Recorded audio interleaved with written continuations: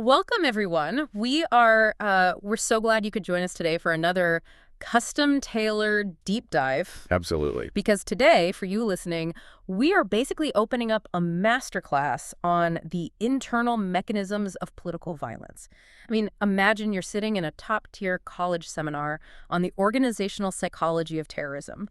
That's the Huh. vibe today. It is. And we've got a really dense stack of sources for this one. We're pulling from deep academic sociology modules on terrorist structures, historical analyses of radical groups from the 1970s, like the Red Army faction, the RAF in Germany, and the Weather Underground in the U.S., Right. plus some really modern intelligence frameworks.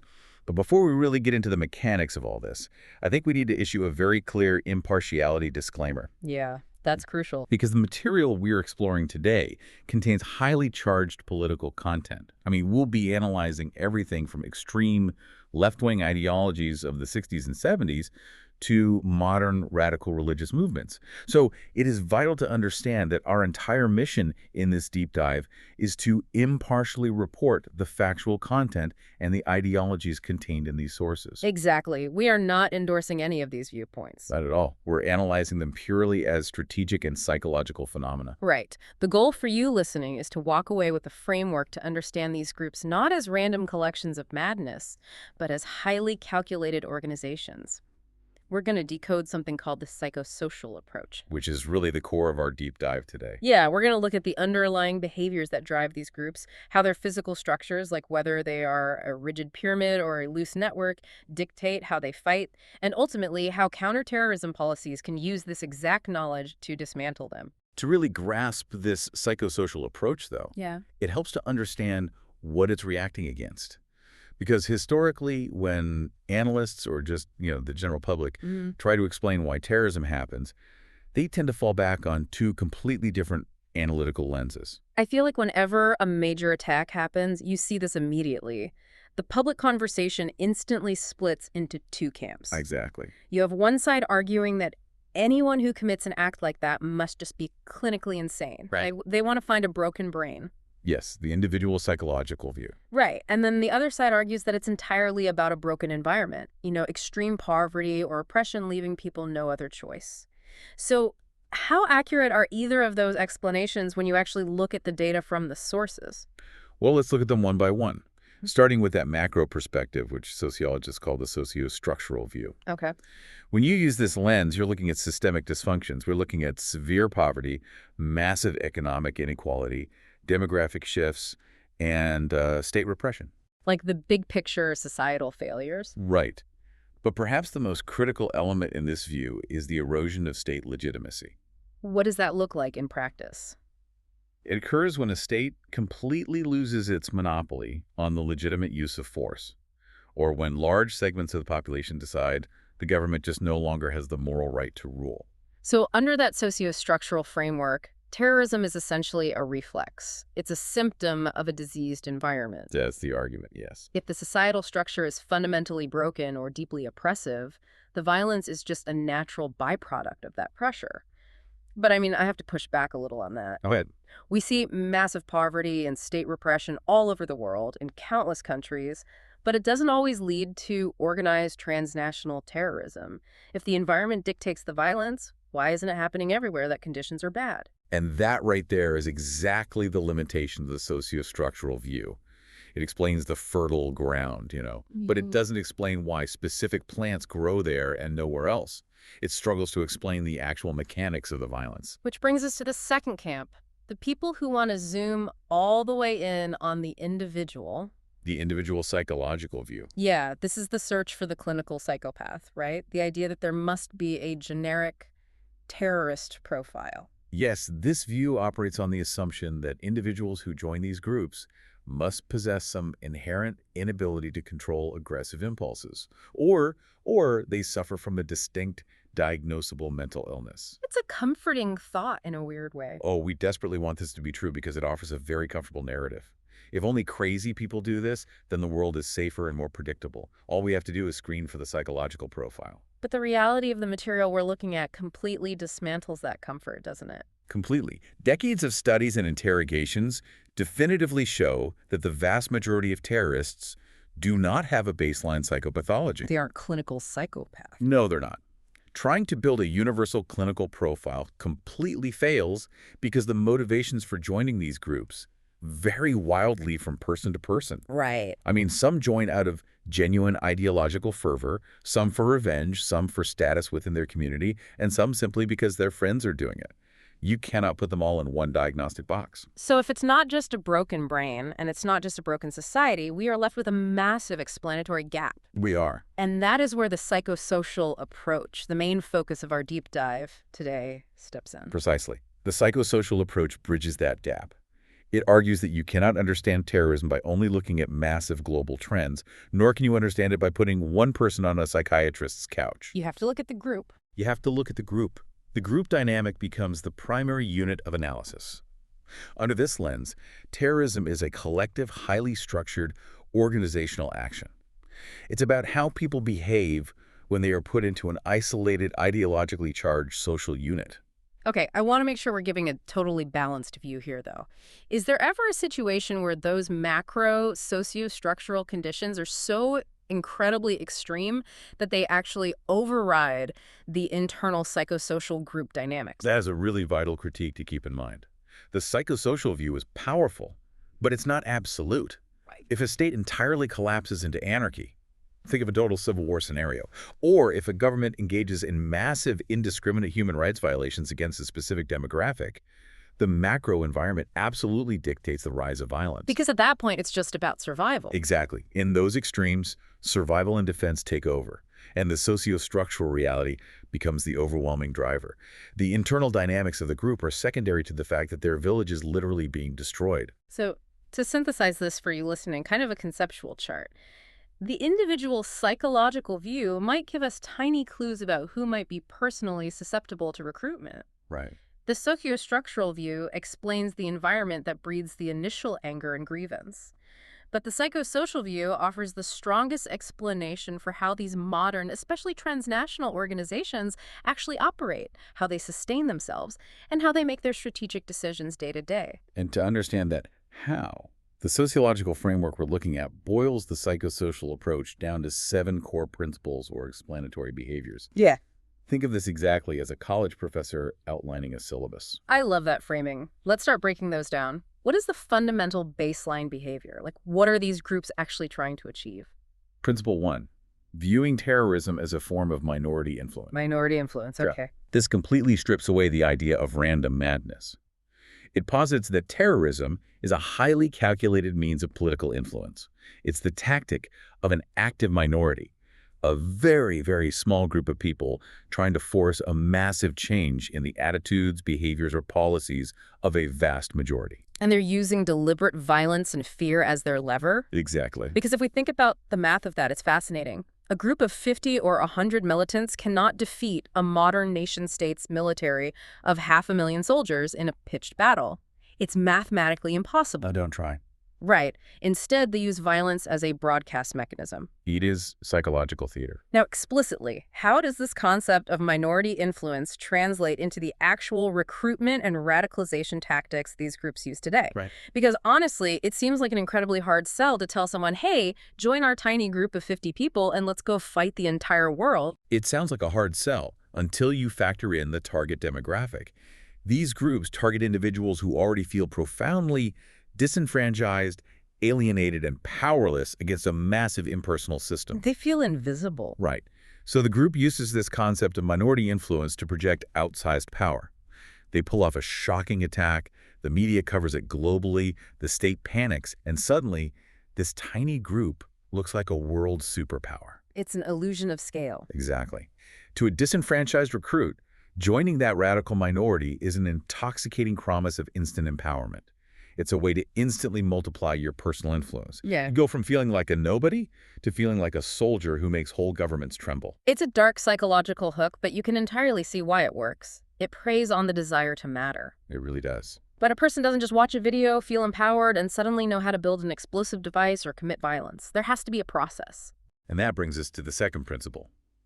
An individual's attributes, their beliefs, and their eventual willingness to commit lethal violence are meticulously molded through social interaction. Social interaction. Yes. People do not radicalize in a vacuum. They are molded by their environments, their family ties, their immersion in radical subcultures, and the incredibly powerful influence of peer groups. We see this constantly in the modern landscape. The texts highlight how heavily modern jihadist recruitment relies on kinship ties. Kinship is huge. It's very rarely a true lone wolf who just stumbled into an ideology in a dark room. It's usually brothers, cousins, or a group of childhood friends from the same neighborhood or a specific community center who radicalize together. Social bond comes first, and the ideology follows the bond.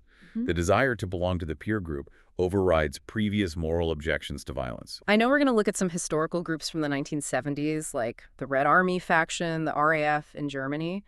How did this idea of social interaction molding behavior play out for them in practice? Because they obviously weren't recruiting via internet forums back then. The historical record of the RAF is a perfect, if chilling, case study of this. Yeah. These were mostly middle-class German youth who became highly radicalized. To survive, they had to go completely underground. Right, because the state was hunting them. Exactly. And to do that, they isolated themselves into incredibly tight-knit, paranoid communities. They severed all ties with their parents, their former friends, anyone not in the movement. So they intentionally cut themselves off from any moderating social influence. Precisely. And in doing so, their radical cell effectively replaced their primary family structures.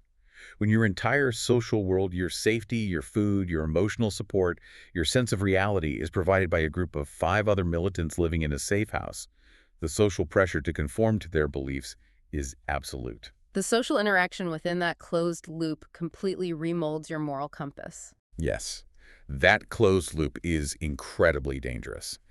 And it leads perfectly into the next few principles that sociologists use to map these groups. Let's look at Principle 3. Okay. Principle 3 places these groups in a broader historical context. It draws an analogy to social movements. It posits that terror groups rarely spring out of nowhere. They're very often the radicalized, violent offshoot of a much larger, but perhaps declining or stalling, social movement. Can you give an example of how that fracturing actually happens? How does a broader social movement suddenly spawn a violent underground cell? A prime example is the Weather Underground in the United States during the late 1960s and 70s. They did not originate as a terrorist organization. They grew out of the Students for a Democratic Society, or SDS, which was a massive, mostly peaceful, anti-war New Left movement. We're talking millions of college students protesting the Vietnam War. Millions. But as the war dragged on and peaceful protests seemed to be failing to actually stop the violence overseas, a profound frustration set in among a very small faction of the SDS. The active minority. Exactly. This small faction felt that marching with signs was useless against the state's military machine. They broke off, deciding that only direct violent action could bring the war home and force a change. The larger social movement stalled, and the extreme edge splintered off into political violence. So they view themselves as the vanguard, the ones willing to do what the broader movement is just too timid to do. That's exactly how they see themselves. Now, once a group like that splinters off and goes underground, they face a massive practical problem. Which brings us to the 4th principle, which I find fascinating, resource mobilization theory. This is an absolutely critical perspective, because terrorism is not just about angry people deciding to commit violence. It is a massive, complex logistical undertaking. It requires a staggering amount of support. The logistics aspect is so rarely discussed in the news. We only ever see the explosion. We don't see the supply chain. What does that supply chain actually look like? Well, to give you an idea of this scale, the sources note that during its peak operational years, the IRA, the Irish Republican Army, required 4 to 6 logistical supporters for every 1 active militant operating in the field. 4 to 6 people just managing logistics for 1 trigger puller? Yes. That is a massive infrastructure. It's an entire shadow economy. Resource mobilization theory breaks down exactly what these groups need into several distinct categories. First, and most obvious, are the material resources. The tangible stuff. Right. The financing, the weapons, the explosives, the safe houses, the vehicles. And if that was all it took, a state could easily crush them just by freezing bank accounts and seizing weapons caches. But obviously it's not that simple. It's not, because of the other categories. Yeah. You have human resources, which means constant recruitment, not just of fighters, but of specialists, forgers, medics, bomb makers. Yeah. You have socio-organizational resources, which are the covert communication networks, and the physical grids of safe houses that allow the group to function under surveillance. But the most vital for long-term sustainability are the moral and cultural resources. Let's unpack those because they sound a bit abstract. What exactly is a cultural resource for a violent underground cell? A cultural resource is the collected know-how of the movement. It's their history, their symbols, and their ideology. For the IRA, a massive cultural resource was a document known as the Green Book. What was that? It was essentially an extensive training manual, psychological guide, and ideological manifesto all rolled into one. It passed down generations of guerrilla warfare knowledge, teaching recruits how to resist interrogation and how to view themselves as an army rather than criminals. It was institutional memory. And the moral resources? Moral resources involve solidarity. It is having a sympathetic community that may not commit violence themselves, but believes in the grievance enough to provide a safe harbor, turn a blind eye to police, and offer up the next generation of recruits. This completely reframes how we think about a group's long-term sustainability. If we look at the difference between material and cultural resource acquisition, it explains why these groups are so incredibly hard to truly defeat. It does. Think about what happens during a counterterrorism operation. If a state military bombs a terrorist training camp or seizes their funding, they have successfully destroyed material resources. It's a severe tactical setback. Right. But if the group possesses deep cultural resources, a compelling viral ideology, powerful martyrs, a deep well of tactical knowledge and strong moral resources, a community that still fiercely believes in their cause, they will simply regenerate. The ideational fuel is still burning. Exactly. They will find new money and build new camps because the idea survived the bomb. That is a profound distinction because if you're a criminal cartel, your entire goal is material resource acquisition. Right. You want money. If the police seize your money and your drugs, your organization suffers a direct, perhaps fatal defeat. The motivation is gone. But in contemporary terrorism, the goal is ideological. Acquiring ideological resources provides deep psychological rewards to the members. It gives them friendship, a sense of supreme identity, and immense prestige within their specific subculture. Yes. Those psychological rewards keep members fighting and dying even when military or material victory is visibly impossible. That is the tragic power of ideologized motives. And that brings us to the fifth principle, which explicitly states that decisions within these groups are driven by these collective ideologized motives. The sociological framework distills these motives into 5 core ideological elements that form the blueprint of radicalization. We are going to detail those 5 exact elements a little later when we look at a modern case study because they really are the step-by-step psychological journey of a recruit. Yes, they are. But before we get there, we have to talk about the internal reality of living inside one of these cells. Because when you combine intense social isolation with deep ideological fervor, you get something terrifying. Which is the 6th principle, the psychology of the cell. Specifically, how a group's ability to act rationally is severely limited by its own decision-making dynamics. We're talking about group polarization and groupthink. These are concepts that get thrown around a lot in corporate boardrooms, but when applied to a violent underground cell, the consequences are lethal. Let's spend some real time on this. What does groupthink actually look like in this context? Well, groupthink was originally formulated by psychologist Irving Janis. It describes a heavily biased form of reasoning that emerges when a group is driven by a desperate, almost pathological need for internal consensus. They just want to agree. More than that, they need to agree to survive. The members of the terror cell become so reliant on one another for validation, safety, and identity that they begin to actively reject any outside reality that contradicts the group's narrative. They do this simply to maintain the group's internal harmony. Dissent becomes synonymous with betrayal. And that naturally leads to group polarization. Exactly. Group polarization dictates that when a group of like-minded people is isolated together, the group will inevitably adopt far more extreme positions than any single individual member would have adopted on their own prior to joining. Because they're hyping each other up. Yes. The group acts as a psychological echo chamber that constantly amplifies the most radical voices, because being the most radical becomes a sign of the most commitment.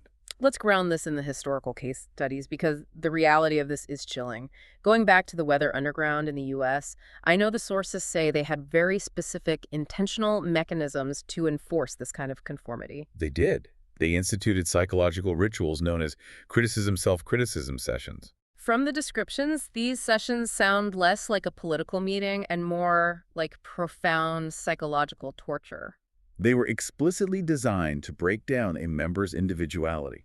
The cell would sit in a room, sometimes for 5, 7, or even 12 hours at a stretch, and brutally berate a single member. 12 hours of just being yelled at by your only friends. Yes, they would attack them for any perceived lack of commitment, any lingering attachments to their former bourgeois lives, or any internal doubts they expressed. Imagine the sheer exhaustion of that, sitting in a room while the only people you know in the world scream at you that you aren't dedicated enough to the cause.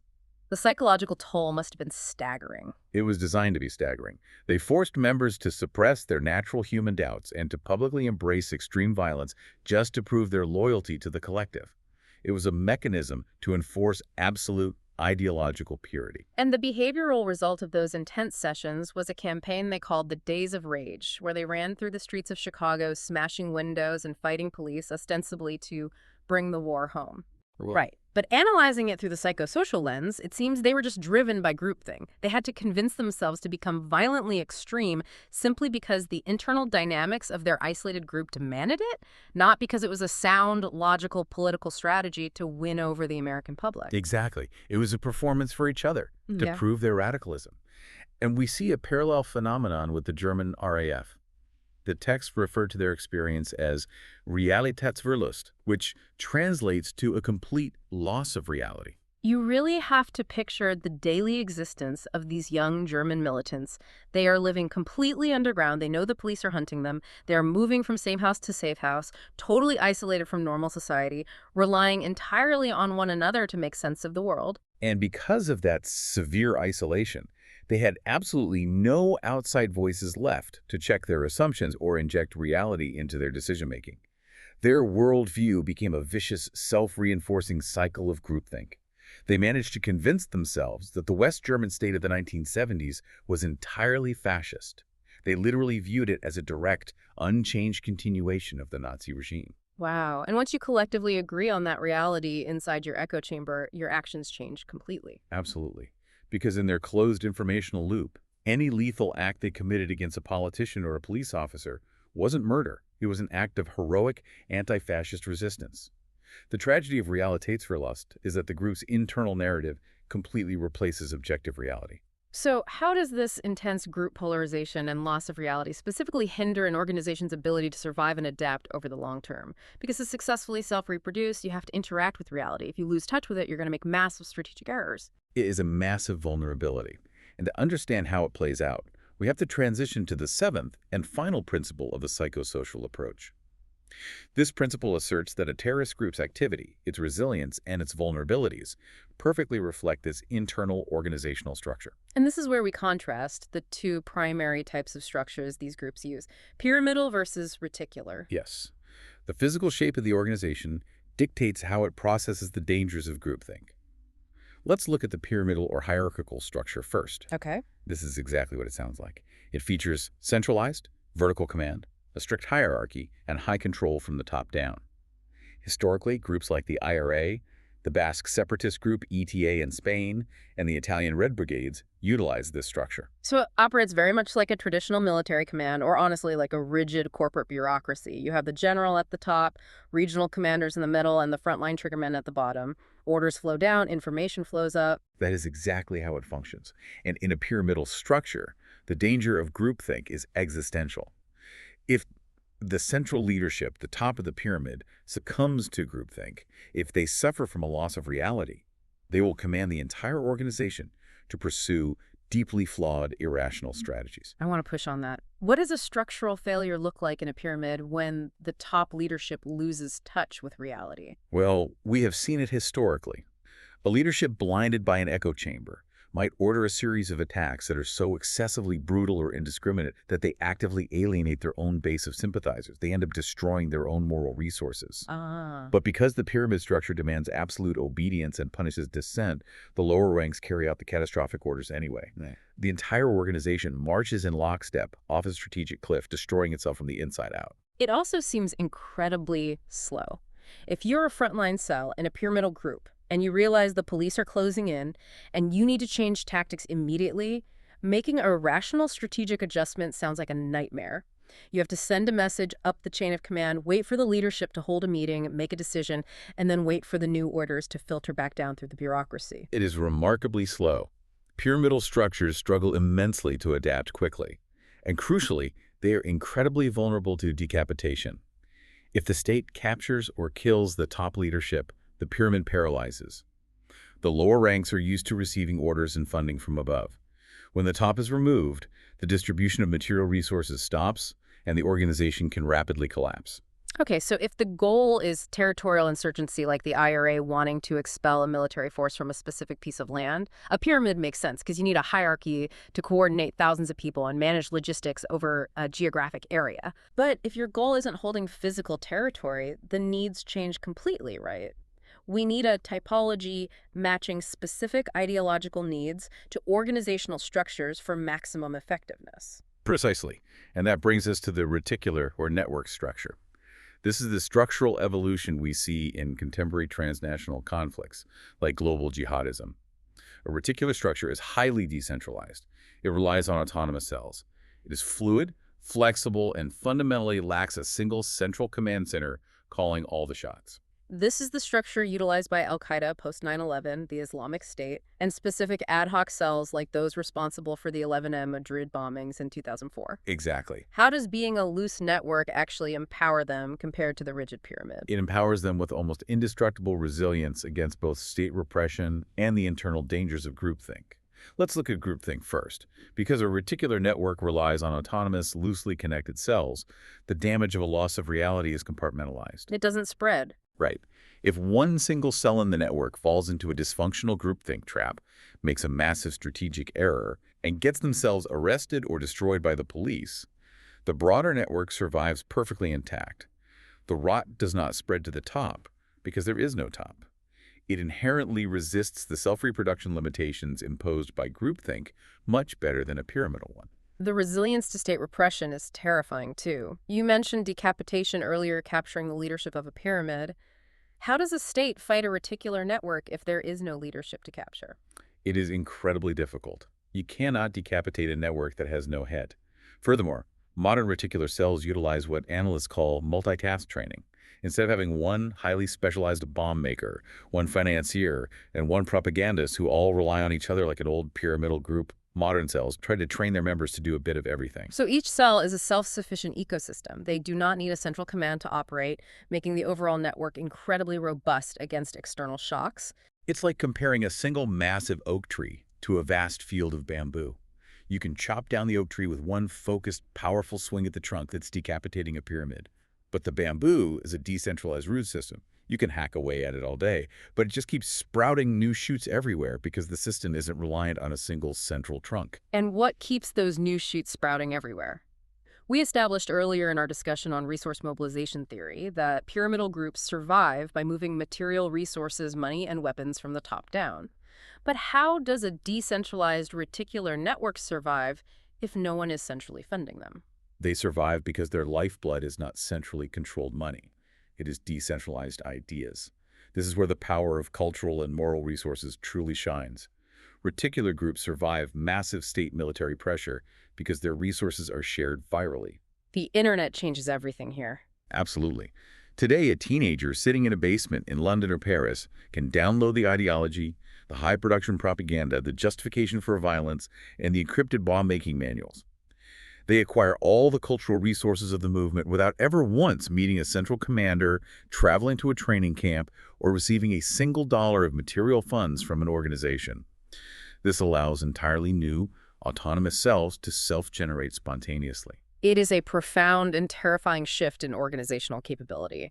And to really sharpen the contrast of how unique this modern ideological conflict is, I want to connect this psychosocial analysis back to something the sources define as first-generation wars. Ah, yes, the Wars of Princes. Yeah, because understanding how older wars worked really highlights the conceptual difference we are talking about today. What were the characteristics of these wars of princes mentioned in the source material? Well, first-generation wars, taking place roughly around the 1600s, were defined almost entirely by patrimonial interests. Meaning tangible property. Exactly. Kings, princes, and empires fighting over physical resources, land, gold, taxation rights, and physical subjects. The organizational capacity needed to sustain a patrimonial war was entirely based on material logistics, raising professional armies, feeding them, paying them with actual gold. And in those wars, the concept of state legitimacy erosion, which we talked about in the sociostructural view, manifested very differently, didn't it? Very differently. In a war of princes, if the state's legitimacy eroded, say, a king could no longer protect his peasants from a rival prince. The peasants didn't usually rise up with a new, totalizing ideology. They simply switched their allegiance to the new prince who could offer protection and physical resources. State legitimacy was transactional. It was about who had the biggest army and the most gold.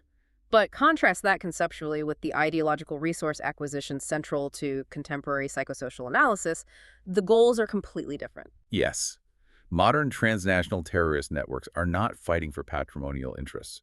Al-Qaeda or autonomous ISIS cells aren't trying to conquer a specific piece of land in Europe to extract taxation. They are fighting for ideological resources. They are fighting to impose a totalizing worldview, to acquire moral and cultural dominance. So ideological resource acquisition fundamentally differs from the patrimonial resource goals of first-generation wars because it's not transactional, it's existential. Exactly. Under modern transnational ideological conflict scenarios, state legitimacy erosion isn't just about the state failing to provide physical security. It's about the state being fundamentally rejected as morally corrupt or spiritually invalid based on the group's radical ideology. The modern recruit isn't switching lords. They are attempting to destroy the entire concept of the modern state. Which means the ideology itself becomes the funding, the motivation, and the weapon all at once. Which means we really need to understand exactly what is contained in those viral cultural resources. You mentioned earlier the 5 core ideological elements that drive these groups. Let's finally lay out that exact blueprint for radicalization, according to the 7th principle. Yes, according to the psychosocial approach, these 5 elements form the narrative arc that sustains the movement and captures the recruit. Let's trace a hypothetical individual's pathway through a modern reticular framework. We can use a modern case study, keeping in mind something like the evolution of the Islamic State or the autonomous cells responsible for the Madrid bombings. Okay, let's walk through the psychology of it. Where does it start? It always starts with element 1, the presentation of a situation of grievance. The recruit is experiencing a deep sense of personal alienation, marginalization, or perhaps they're being constantly exposed online to intense imagery of suffering in regions like the Middle East. They feel a profound, localized, or geopolitical injustice. That grievance is the raw fuel.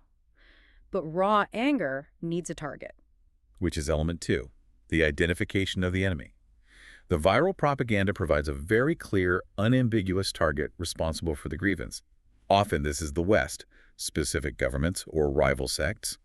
The crucial psychological trick here is that all the complexity, nuance, and history of world politics is violently reduced into a simple, binary struggle between absolute good and absolute evil. And once the world is split into good and evil, the recruit is forced to pick a side. This opens the door for element 3, which I find to be the most powerful psychological hook, the creation of a positive alternative identity. Exactly. The recruit who feels lost, powerless, or marginalized in their own physical society is offered entry into a new, supreme identity. In the context of global jihadism, it is the offer to join the Ummah, the global community of believers, but reimagined by the extremists as an exclusive, heroic brotherhood of warriors. This is where principle 2 attributes being molded by social interaction really kicks into high gear. This new identity is solidified in a local chat room, an encrypted messaging app, or a small radicalized peer group. The constant social interaction with this new brotherhood cements the identity. They tell you that you are a hero, a defender of the faith, someone who finally matters. And once you adopt the identity, you must act on it. Element 4 is the presentation of collective objectives. The cell, or the online network, tells the recruit exactly what must be done to fulfill their new identity. To strike back against the enemy, to cause terror, to disrupt the society they live in. And finally, the emotional payoff, element 5. Element 5 is the prediction of a future state. It is the absolute promise that their actions, even if it results in their own death, will lead to ultimate success. This could be a political promise, like the establishment of a global caliphate, or a spiritual promise of martyrdom and paradise in the afterlife. What is so alarming about tracing this modern reticular application is realizing that this entire psychological journey from the initial grievance to planning a lethal attack can be walked entirely in isolation from any formal organizational structure. A local cell plans an attack driven purely by these mobilized cultural resources. The 5 ideological elements completely replace the need for a general giving orders. The ideology is the commander. Which brings us to the most crucial part of our discussion. What did this all mean for us? How does a society actually use this sociological knowledge? If we understand the disease, how do we treat it? This brings us to the actionable counter-policy implications derived from the limitations of the individual psychological approach compared to the psychosocial view. And I think the first step is recognizing why older treatments, older policies often fail so spectacularly. Precisely. If a government views terrorism solely through that first lens we discussed, the individual psychological approach, their counter-policy is going to be severely limited. They will spend all their resources endlessly trying to build clinical profiles, trying to invent a psychological checklist to catch psychopaths before they act. But as we established, the profile doesn't exist. You cannot arrest your way out of an ideology using a psychological checklist. You are hunting a ghost. However, if a government shifts its perspective and uses the psychosocial view, counter-policy suddenly becomes highly actionable. Because you stop hunting profiles and you start targeting the system itself. You try to systematically synthesize practical counterterrorism recommendations to mitigate those 5 core elements of radicalization we just laid out. Let's break down what that actually looks like in practice for a state. How do you mitigate element 1, the grievance? Mitigating the grievance means engaging in the hard, unglamorous work of statecraft. It means implementing policies that actually reduce the macro sociostructural issues that lend a kernel of truth to the terrorists' propaganda.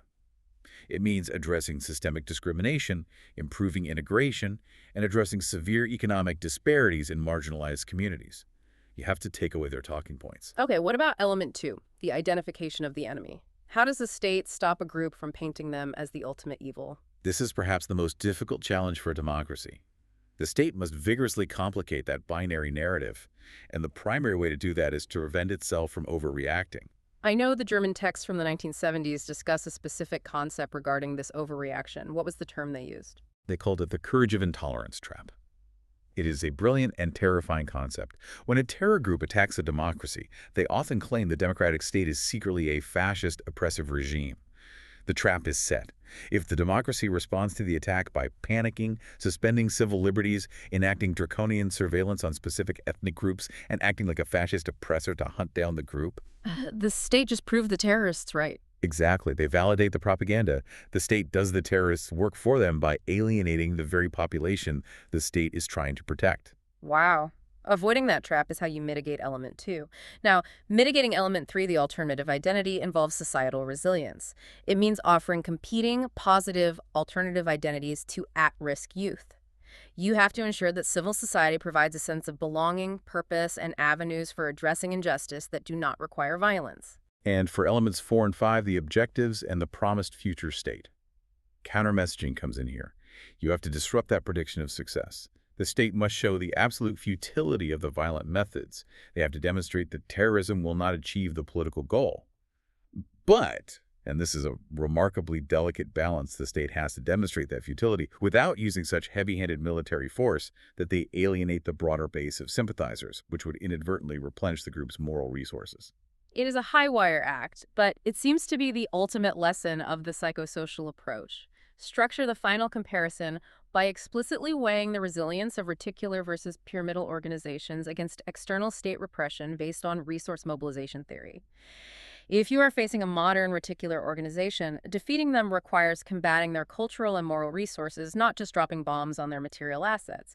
Because as we've seen, a network can survive indefinitely without central funding, but it absolutely cannot survive if its ideology no longer inspires the next generation of autonomous cells. The ideas must be dismantled alongside the networks. We have covered massive ground today. We started by comparing the macro and micro lenses, realizing that you need the psychosocial view to understand the actual mechanics of the group. We walked through the principles, from minority influence to the intense, molding power of social interactions. We explored the fatal dangers of groupthink, how echo chambers create a loss of reality, and we traced the structural evolution from rigid, vulnerable pyramids to highly resilient, resource-mobilizing networks. It is a dark journey into organizational behavior. But understanding these internal mechanisms, how these groups think, recruit, and adapt, is the only way a society can effectively counter them without losing its own democratic values in the process. Before we wrap up, I want to leave you, the listener, with a final provocative thought. It builds on the material we've discussed today, specifically referencing a concept by Mark Juergensmeyer regarding symbolic violence and the illusion of power. This is a profoundly paradigm-shifting concept. If terrorism is ultimately a desperate communication strategy, a broadcast used by a group that has isolated itself completely through its own extreme groupthink, then we have to consider a radical possibility. The most devastating, the most visually extreme terrorist attacks might actually be symptoms of a group's profound internal political weakness and isolation, rather than a sign of actual structural strength. It raises a fundamental question that challenges how we view these events in the news. Does an act of extreme violence signal the peak of a group's power? Or is it the final lethal symptom of its profound loss of reality and its total inability to achieve actual legitimate political change? It really is something to mull over. It flips the entire narrative on its head. When they look the most terrifying on our television screens, they might structurally be the most desperate. Thank you so much for joining us on this incredibly deep dive into the organizational mind of political violence. We hope this masterclass gave you a new framework for understanding the complexities beneath the headlines. Keep questioning, keep looking beneath the surface, and we will catch you on the next deep dive.